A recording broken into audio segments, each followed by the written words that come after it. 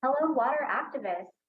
I'm Sam, and I'm here with my colleague Gigi, and we want to welcome you to your recognition day for the 2022-2023 Water Docs at School program. Today marks the completion of months of study and work on your part and is a well-deserved chance for us at Learning for a Sustainable Future and Water Docs to celebrate all that you've done. We're so excited about all of it, the studying that you did to learn about the water and watersheds, the projects that you created and ran in your communities, and the excellent documentary films that you have created. You've accomplished so much and we're so impressed. Just a quick note for anyone watching this stream, if you need closed captioning, there should be an option to turn that feature on in the bottom right corner of the YouTube video. We'd like to begin by acknowledging the many territories on which we gather virtually today across Canada as ancestral homelands of many diverse Indigenous peoples. I myself am coming to you from the traditional territories of the Anishinaabe, the Haudenosaunee, the Mississaugas of the New Credit, and the Wendat peoples. We thank the past, present, and future caretakers of this land, and we're so grateful to have the opportunity to work and learn in a community of sharing. May we learn the lessons our Indigenous neighbors have to teach us about living on and with this earth, and about honoring the water that is the lifeblood of us all. We often like to share some artwork from an Indigenous artist from our local First Nations. So this illustration that you see on the screen is from the book The Water Walker by Joanne Robertson, who some of you had the privilege of hearing from in our forum workshops. Joanne is an Anishinaabe writer, illustrator, and water steward, and the text beside this image in the story reads, "She looked around and she saw how people were disrespecting the water, wasting it, making it unfit for life." We encourage you to check out the rest of Joanne's book, The Water Walker. I'd also like to take a moment to thank our supporters for the Water Docs at School program. It's very important to us that we're able to offer this program completely without cost to all of your schools.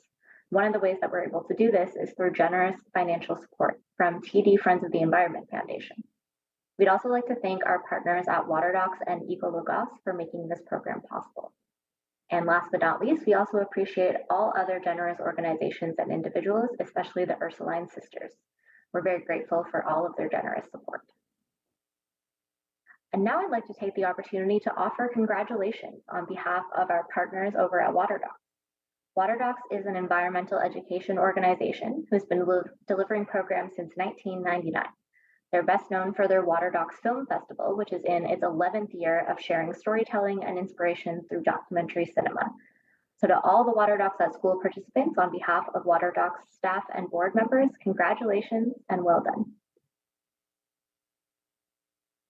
Thank you so much for attending this special event, and it is our greatest pleasure to welcome you to this Recognition Day. Sam and I are here from Learning for a Sustainable Future, and LSF is a charity that has been around since 1991. We work all across Canada, but our headquarters are here in Toronto, and our goal is to integrate sustainability education into the school system. And we think students should be learning more about sustainability, environment, and how to be active and responsible citizens. We do this by working at all levels with the government, school boards, your teachers, you and other young people across the country. And we want to empower students like you to make our world a better place. We've really enjoyed working with you this year through the Water Brothers webinar, the Youth Forum workshops, and watching your amazing films. And so we're here today to celebrate the hard work you've done to learn more about water, take action, and become filmmakers. And we want to thank you, each and every one of you, for your commitment to the Water Docs at School program. So to recognize this commitment, we'll be sending each class a certificate of appreciation in recognition of your success, your successful participation in Docs at School 2022-2023. I really want to congratulate every class that managed to complete any part of the program this year. As I'm sure you've all learned this year, this process is far from an easy one. We received more than 40 amazing water documentary submissions, so all of you should be very proud of what you were able to accomplish. It really is a testament to you and your teachers that we had such a great batch of films this year. A lot of today's ceremony is going to be about the students and everything that you've done to become water stewards and filmmakers this year. But let's all take this moment to say thank you to all of your teachers as well. It hasn't been easy for them, and to be able to complete the Water Docs at School program is a real achievement for them too. So students, remember to thank your teachers today. Now, to recognize the accomplishments of every Water Docs at School class this year, we've put together a special presentation. Let's see if you can spot your film in the mix.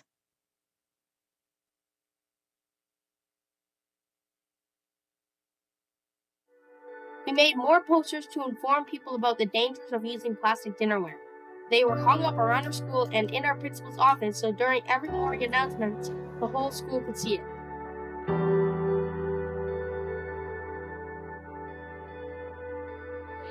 We presented to various classes in the school and talked to them about the problem. Most of them didn't know about how plastic affects life on Earth and that there is a solution. Single-use plastics are also a big contributor because children love junk food, don't they? And junk food comes wrapped in loads of plastic that can find itself in the environment. So that is why today I've taken the initiative and cleaning this entire pond by myself. Did you know it takes up to 7 years for microplastics to fully dissolve in water? Now that we've explained what imperfect produce is and how much water it wastes, 4.2 trillions of gallons of water is being wasted per year on imperfect produce. We started with growing our own vegetables, and then we donated them to Greener's Village. We grew peppers, zucchinis, cucumbers, beans, and carrots. Each day for 3 days, we ran our morning announcements to talk about Earth Day. This was a straightforward way for us to get our message to hundreds of people at a time. When we started testing, we thought there would be many problems, specifically with phosphorus salinity and algae blooms, as this had come up in our research. But, to our surprise, our tests did not indicate any major problems, and the pond was actually relatively healthy, with only some small issues. Nous avons obtenu toutes les permissions et les outils pour commencer ces activités et assurer que tous les étudiants sont sûrs. Beaucoup de cours ont aimé l'idée et ils s'inscrivent pour participer à cette activité.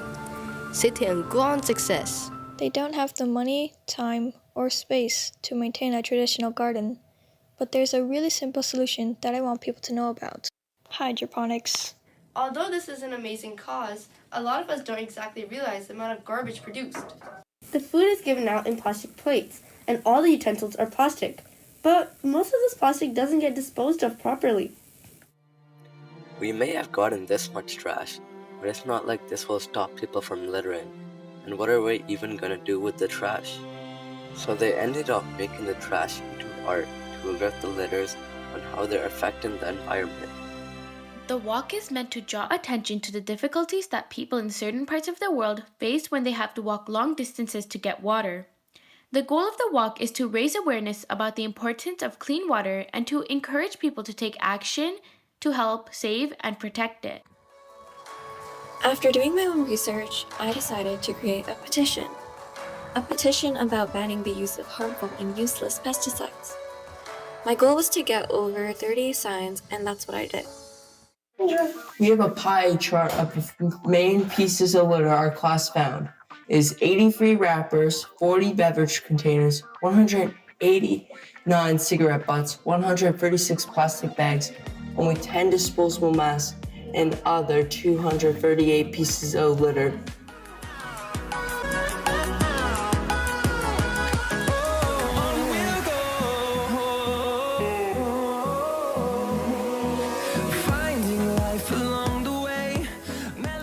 Plastic. What do you think about when you hear this word?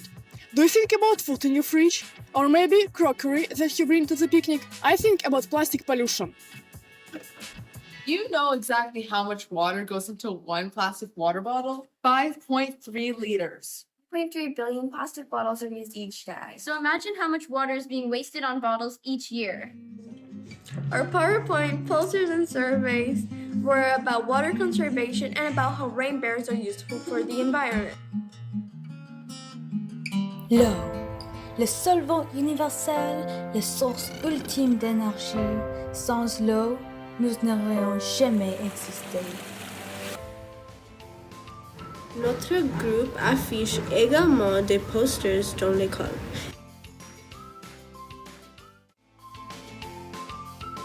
Voici un petit résumé de ce que nous avons dit dans la vidéo.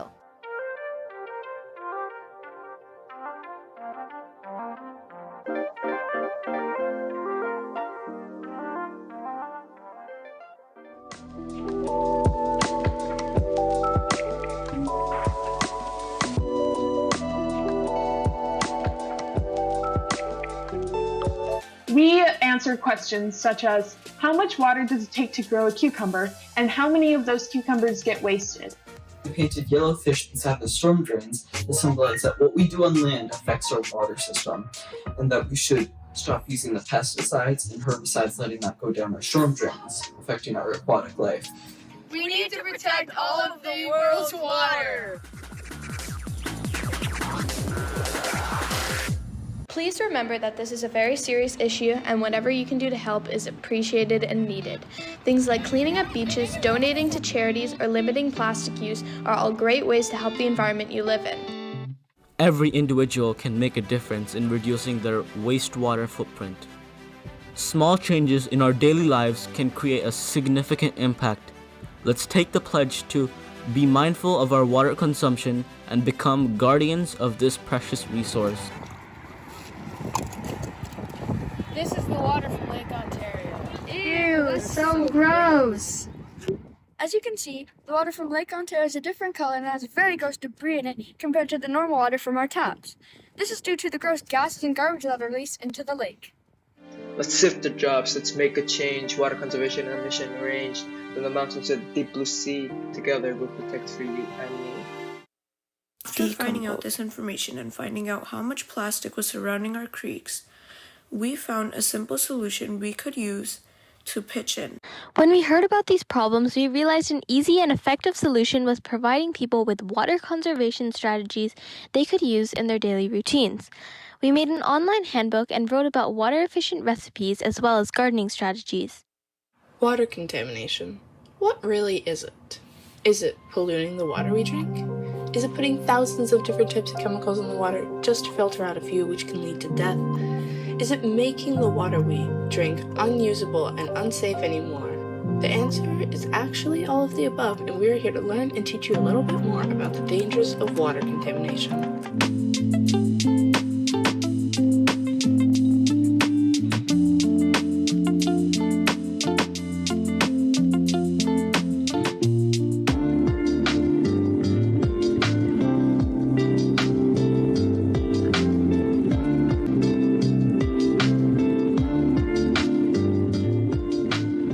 In conclusion, planting the trees will help with the flooding yearly and erosion in our schoolyard. We will continue to water the trees throughout the summer so that they can mature and prevent flooding for the next springs to come.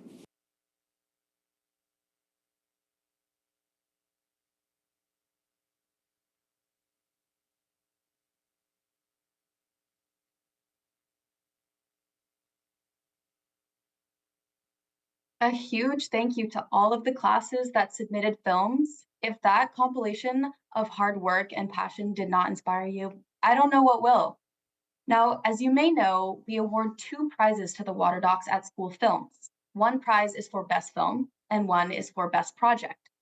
The winning class in each category will receive a $500 gift card to Best Buy, which we hope your school can use to support future films for Water Docs at School.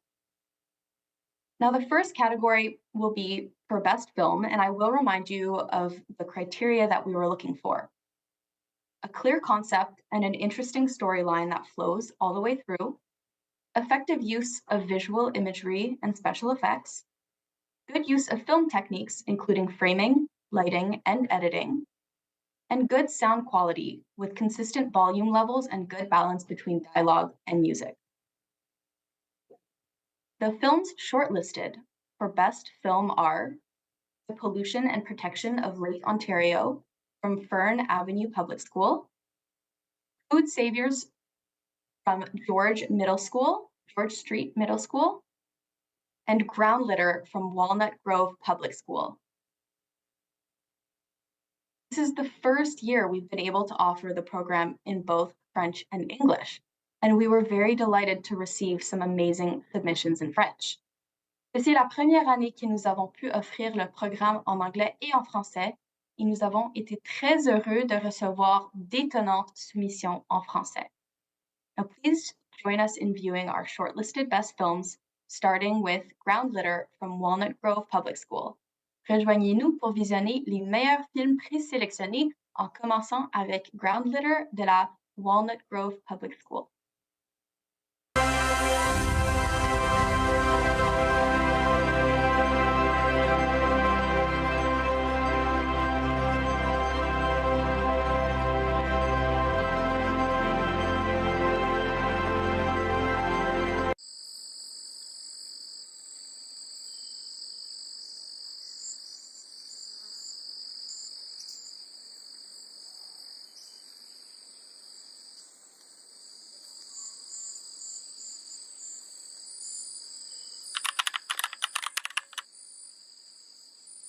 Premièrement, nous avons fait quelques recherches sur la détritus et les impacts. 60% de la pollution de l'eau est liée aux déchets. De plus, les facteurs comme l'eau de pluie et le vent ont poussé les déchets vers les collectes d'eau et les places où les eaux pluviales sont collectées et où sont bloquées et contaminent l'environnement. Cette action cause également des problèmes tels que la diminution, la qualité d'eau, la qualité de terre, la beauté naturelle et la généralement pollution et le changement climatique. Pour mieux comprendre la situation environnementale de notre collectivité, nous avons décidé d'intégrer d'autres élèves de notre école au sujet de leur opinion sur les déchets. Avez-vous déjà jonché? Oui. Oui. Oui. Oh, not that much. Yes. No. Nope. Après en fait ces entrevues, nous avons conclu que la majorité de mon groupe a un déjà jonché. Cela nous a incité à prendre l'initiative pour aider à assainir notre communauté des déchets. Pour commencer, nous avons créé et imprimé de nombreuses affiches sur les effets des déchets et sur la façon dont notre communauté est exposée aux conséquences. Puis, nous avons décidé de créer un petit jeu pour les étudiants plus jeunes. Ce jeu veut éduquer les jeunes étudiants sur les effets de ces déchets et le voyage qu'un seul déchet par expérience. Nous partageons ce jeu avec le soutien du comité de leadership et la principale sur les annonces d'école. Finalement, pour les étudiants plus âgés, nous avons organisé un jour de ramassage pour nettoyer notre communauté et aider l'environnement. Nous avons obtenu toutes les permissions et les outils pour commencer ces activités et assurer que tous les étudiants sont sûrs. Beaucoup de cours ont aimé l'idée et s'inscrire pour participer à cette activité. C'était un grand succès.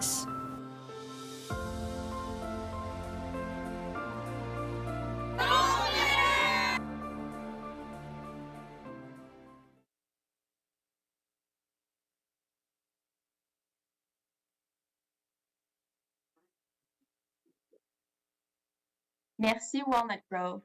Quelle belle histoire et une exécution fluide. Très bon travail. Next up is Food Saviors from George Street Middle School. We are the food save yours, and we are trying to save all the imperfect produce.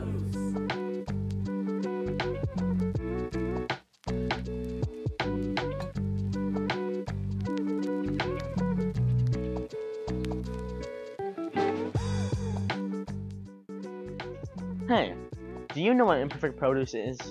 Imperfect produce is when fruits and vegetables are misshapen due to size difference or a natural development error. Fruits and vegetables are thrown away by farmers' grocery stores because they're deemed imperfect for sale. Our vision is to make good use of imperfect produce. We want to show people that we can eat or make better use of imperfect produce, like making smoothies, salads, salsas, and etc. How does imperfect produce waste affect water wastage? Imperfect produce waste can lead to trillions of gallons of water being wasted per year. You may plant the seeds of defective fruits and vegetables. 1 in 5 fruits and vegetables are thrown away, despite being just as nutritious and pleasant to consume. Imperfect produce on the market has negatively impacted food sustainability. We want to teach our community that wasting imperfect produce causes the waste of a ton of water. So I made a survey made of 4 questions. Do you know what imperfect produce is? What do you think causes imperfect produce waste? Do you know how many imperfect fruits and vegetables are wasted per year? Do you know how many gallons of water is being wasted on imperfect produce? If this is your first year producing garden fruits and veggies, you may have discovered that most of your homemade food is not like what you see at the store. Do not be disheartened. What matters is what is on the inside. Don't be afraid to experiment with unusual colors. Potatoes come in a variety of colors, including red, purple, yellow, and blue. Carrots do not have to be orange. Tomatoes do not have to be red. If you are making applesauce, you can simply clip off the poor parts before cooking. But if you must toss a bunch of whole apples, the deal is gone. We put up posters around the school to teach people about imperfect produce.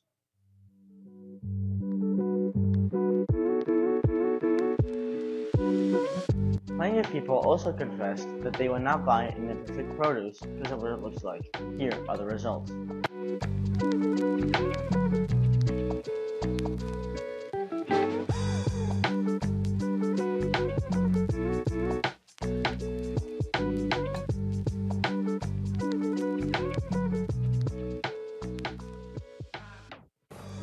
30% of landfills are wasted food, and 24% of that is imperfect food, and 6% normal food. That leaves 70% of landfills. Did you know that imperfect produce can be transformed into other types of food? For example, a tomato with a lumpy unusual form and regular color can be crushed and processed into tomato sauce, giving it market price and value. Now that we've explained what imperfect produce is and how much water it wastes, 4.2 trillions of gallons of water is being wasted per year on imperfect produce. Now it is your turn to become a food save yours. And do not forget, imperfect produce may not look yummy, but it is good for your tummy.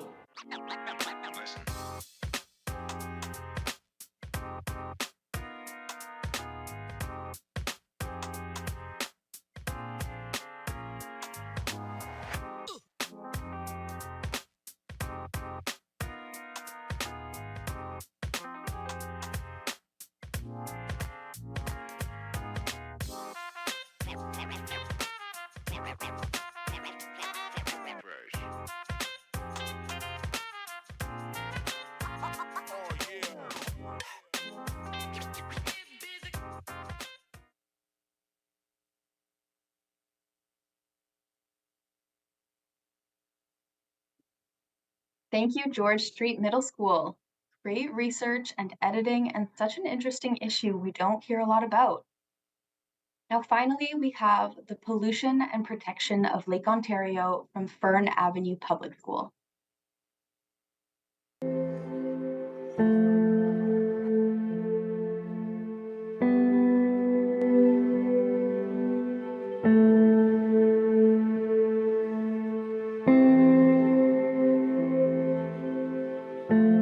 We all know that Lake Ontario is really polluted and dirty, but does anyone really pay attention how it gets polluted or how we are making it even worse?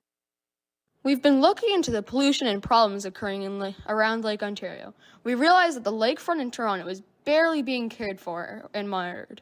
Each year, 663.4 kilograms of garbage float down the Don River into the lake. Our goal is to learn more about our lake, educate the community, and make a physical difference regarding Lake Ontario. The first step we decided to take as part of our project was to make a survey to find out how knowledgeable the students at our school was about a topic. About a week later, we looked into the results, finding out the students that were not aware about the lake pollution and how all the trash and chemicals got there. They wanted to learn how the garbage makes it into the beach and eventually into the lake. We researched more about how trash gets into the lakes and why this is happening so often. Most of the time, trash moves around in storm drains, rivers, or canals, and it drains into the lake. We interviewed a professional to ask questions about our topic. So, first off, my name is Emma Taharali. I'm a Great Lakes Advisor with the Ministry of the Environment, Conservation and Parks. I am responsible for developing and implementing a lake-wide action and management plan for Lake Ontario. So there's a couple areas along Lake Ontario shoreline, which we call areas of concern. Those areas of concern are located in Cornwall, so up the St. Lawrence River, at the Bay of Quinte, in Toronto, which is Hamilton, and then also the Niagara River. So that's what I do every day.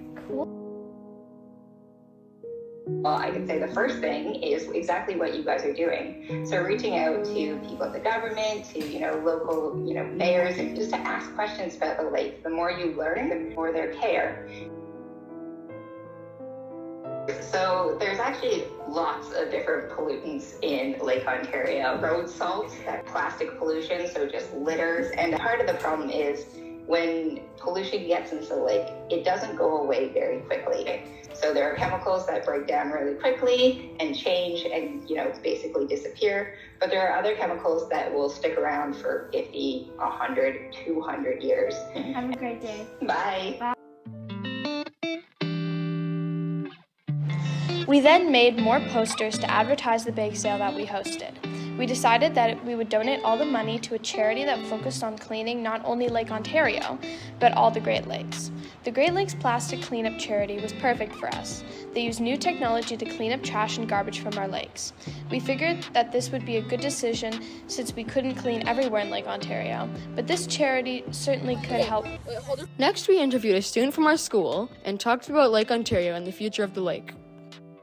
I think that it's quite possible that within the next 10 to 20 years, Lake Ontario comes back to a good condition.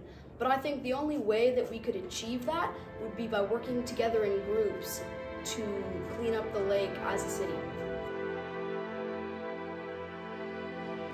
Thinking about what else we could do, we discovered a lot of Lake Ontario beaches are covered in plastic and trash. We decided that cleaning up a beach in our community was a great way to end our documentary.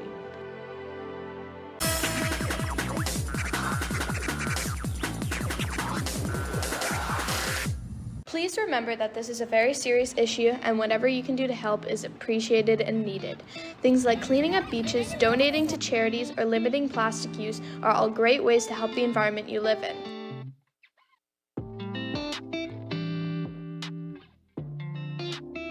So, that concludes our Water Docs documentary. Thank you for listening.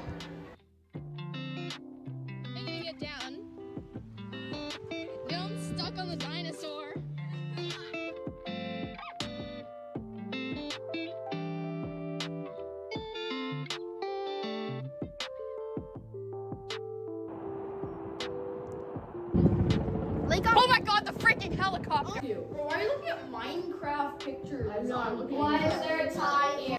With all caps. Thank you for an avenue. We love the interviews and all of your original footage. And congratulations to all three groups on your incredible films. Without further ado, it gives me great pleasure to announce that this year's winners in the category of Best Film is Walnut Grove Public School with Ground Litter. Your class will receive a $500 Best Buy gift card to support your future filmmaking endeavors.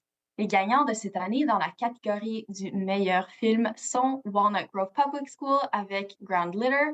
Votre classe recevra une carte cadeau Best Buy d'une valeur de $500 pour soutenir vos futurs projets de film. And a huge congratulations to our runners-up at Firm Avenue Public School for the pollution and protection of Lake Ontario, and to our honorable mentions at George Street Middle School for Food Save Yours. You will each receive a certificate recognizing your achievement in the Best Film category.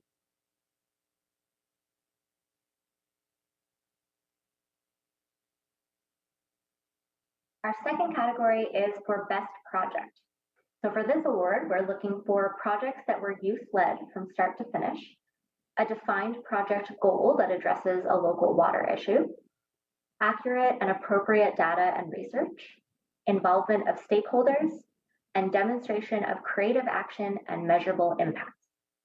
So the films shortlisted for this year's Best Project Award are Grenadier Pond, an urban pond success story from High Park Alternative School, Water Pollution Needs a Fast Solution from St. Ursula Elementary School, and Plant the Gates from Westgate Mennonite Collegiate. So please join us in viewing our shortlisted best projects.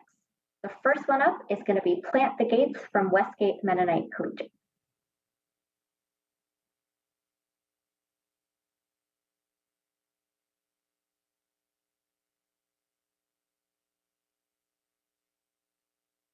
We are on the banks of the Assiniboine River, which flows into the Red not too far away, and which flows into Hudson's Bay much further away.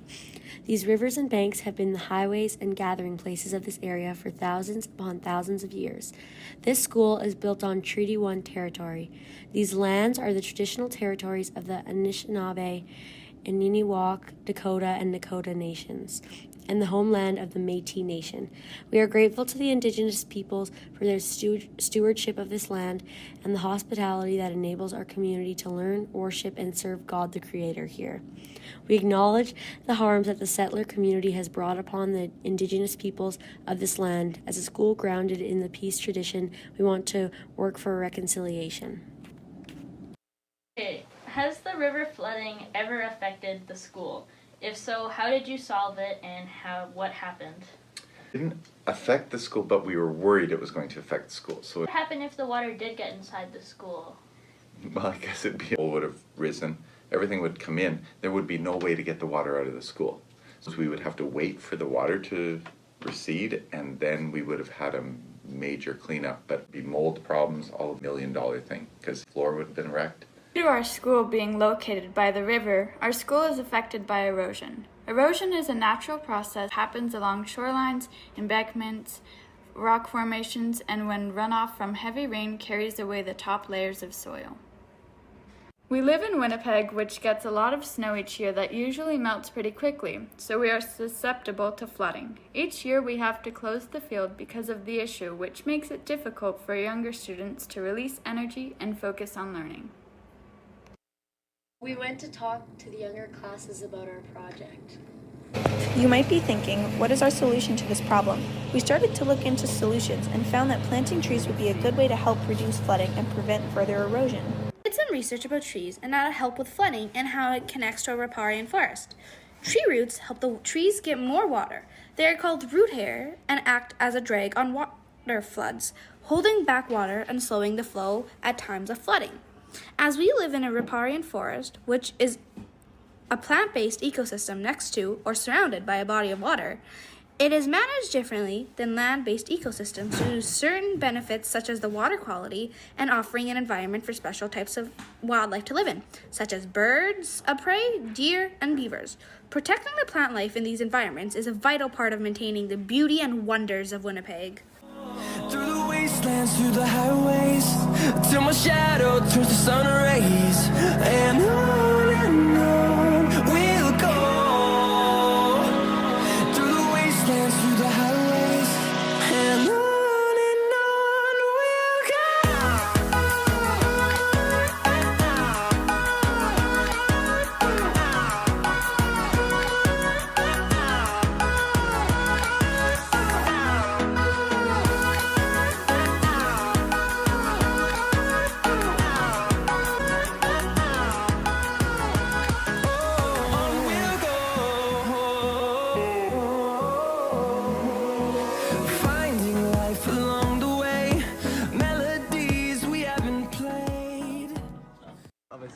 We can't wait to see our trees in their new homes, flourishing in their new surroundings.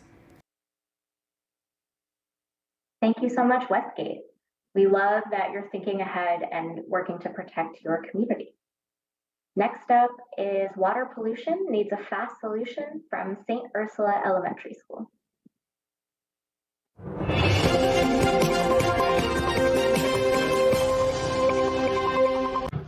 Good afternoon. Welcome back to the St. Ursula newscast, also known as the Sunsea. We're your reporters on today's edition of Saving the Planet. On today's broadcast, we will be talking about EcoNation. EcoNation is a group of grade 8 students trying to make a difference in our environment. We'll pass it over to our other reporters for more. EcoNation is testing the water at our local pond using pH and testing samples to see the water under a microscope. Other members of EcoNation have been getting in contact with water experts in our community about any advice to prevent water pollution at our local pond. EcoNation has also been doing cleanups at their local pond. Let's take a look.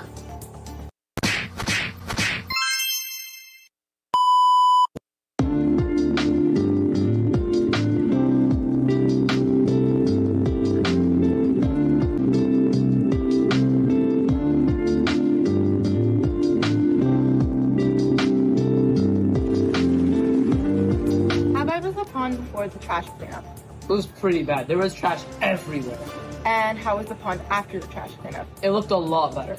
And how much garbage did you guys pick up? We picked up 3 whole bags of garbage. Wow, EcoNation, you're amazing. EcoNation quizzed students to see what they knew about the water in their area, and these were the results.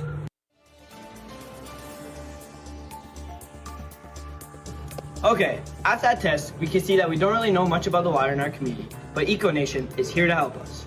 Passing it back to our other Sunsea friends.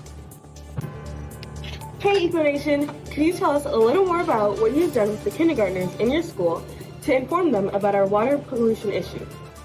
Yes, of course.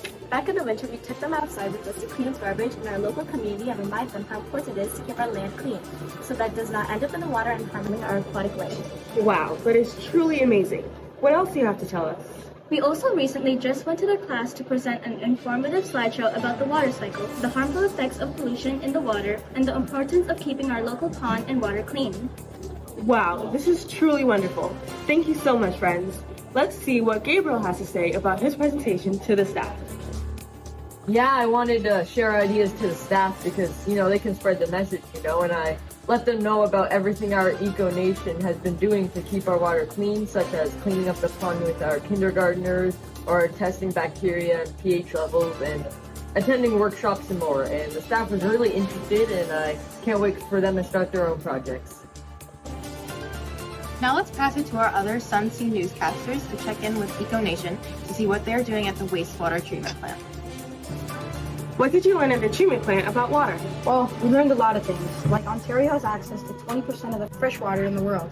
However, water is still becoming a scarce resource. An average person in Peel region uses 228 liters of water a day. That is a lot of water. We learned the process of how lake water is turned to tap water and how wastewater is cleaned and returned to the lake. Now let's pass it back to our other Sun Sea news reporters to see what Eco Nation is doing at the school. So, how have you got the whole school involved? We've decided to create a time capsule and a pledge/contract that the whole school signed as a promise to keep our local pond clean. Will this positively affect students in the future? Absolutely. These students will see this time capsule and be reminded of their promise for as long as our school stands. We've also created a Ban the Bottle banner and pledge the whole school to sign. Implement your Trashless Tuesdays, where we ask students to not bring anything that can be thrown out on those days, and created a battery recycling bin so that those toxic chemicals don't land in our water. To top it all off, we have painted our own St. Ursula bird house with our kindergarten to remind them how to keep our ecosystems healthy.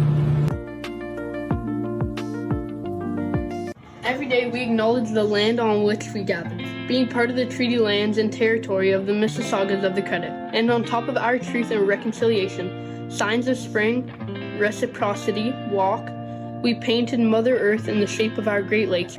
We made sure students and staff were aware of activities, flyers, and knowledge sharing lessons because our Eco team would make announcements every once in a while. The St. Ursula Royals say, water pollution needs a fast solution. This is Sun Sea, and we're signing off. Stay tuned for more.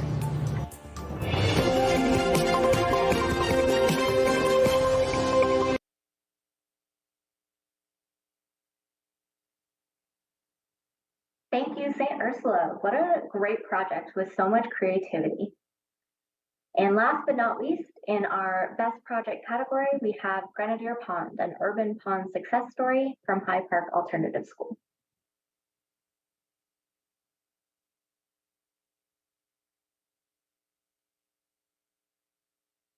We are the students from High Park Alternative School located in Toronto, Ontario.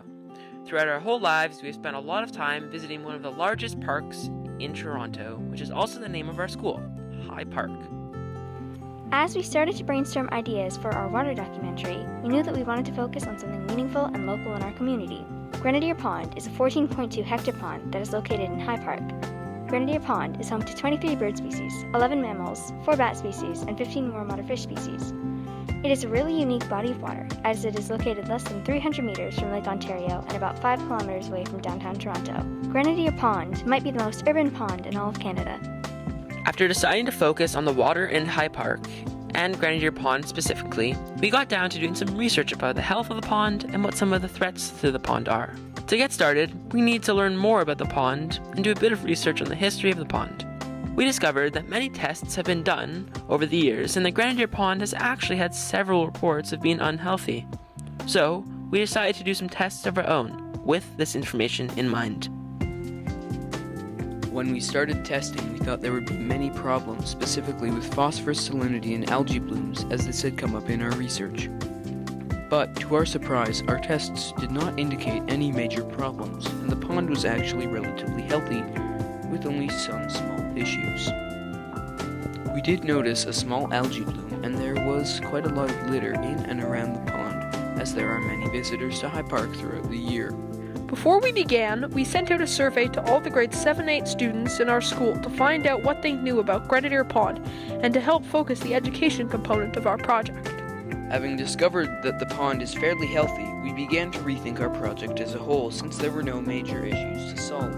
We scheduled a trip to the High Park Nature Center where we were able to interview the staff there and conduct more water tests on the retention ponds in the park, which are there to keep the stormwater out of the pond and out of Lake Ontario.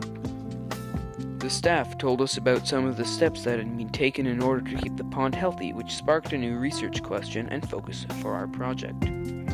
Our new question became, how has the pond been able to thrive in such an urban environment after having so many reports of the pond being unhealthy?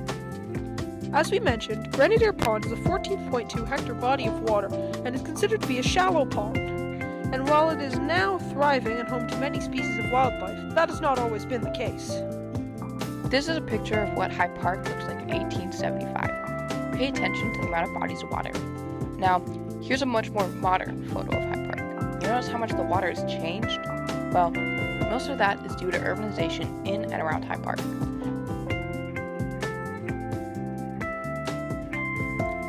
Toronto continued to develop around High Park, leading to a drainage system being redirected. This caused a drop in the water levels in Grenadier Pond. Then, there was the construction of the Queensway, a major roadway very close to the pond. The construction led to the destruction of some of the marshland around Grenadier Pond, to protect it from surface runoff, as well as it led to even more water displacement. Fortunately, 4.45 hectares were refilled to compensate for the construction of the Queensway. With all of the changes in urbanization, the pond was neglected. Then, in the 1990s, they began to revitalize the pond. In 1995, there was a proposal for the rehabilitation of Grenadier Pond, Wendigo Creek, and associated wetlands. This was called the Gardner-Lee Report. They were concerned about the health of Grenadier Pond because of the rising phosphorus levels and lowering oxygen levels. This was the result of too much algae growing because of the high phosphorus. Algae requires a lot of oxygen, and it makes it very difficult for fish to survive. So, what did the city of Toronto do to help the pond? They implemented a water monitoring program, meaning that they'd have volunteers to do checkups on the water health. They expanded Wendigo Pond to retain incoming stormwater and to allow the sediments and contaminants to settle out of the water. The city removed concrete curbs that were surrounding the pond to restore the natural shoreline. They built a stormwater facility near Grenadier Pond to remove unwanted sediment and bacteria from the water. They added retention ponds around High Park, and lastly, to make Grenadier Pond have a more natural water level, they modified their outflow weir. After learning about all the efforts to restore Grenadier Pond over the years, we wanted to share our newfound knowledge with our school and greater community. We created an Instagram page called Grenadier Pond Protectors, where we shared photos and information about the pond, as well as posts by environmental activists. We also had a presentation at our school's STEM night, where we informed students and parents about what we had learned through an informational slideshow. We also made posters and announcements to encourage other students to protect and respect our local watersheds and bodies of water. We feel very lucky to live so close to a beautiful park and healthy pond. We hope that we have inspired you to explore your local bodies of water and ask questions about what is being done to protect them and how you can respect them.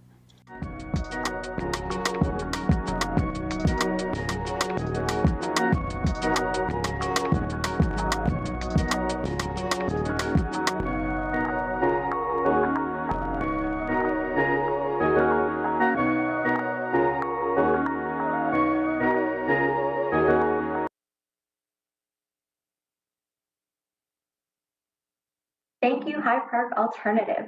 We really loved the story you told and that you shared your struggles along with your successes. Congratulations to all three groups on your incredible projects. I hope you're all very proud of the impacts you've been able to make this year.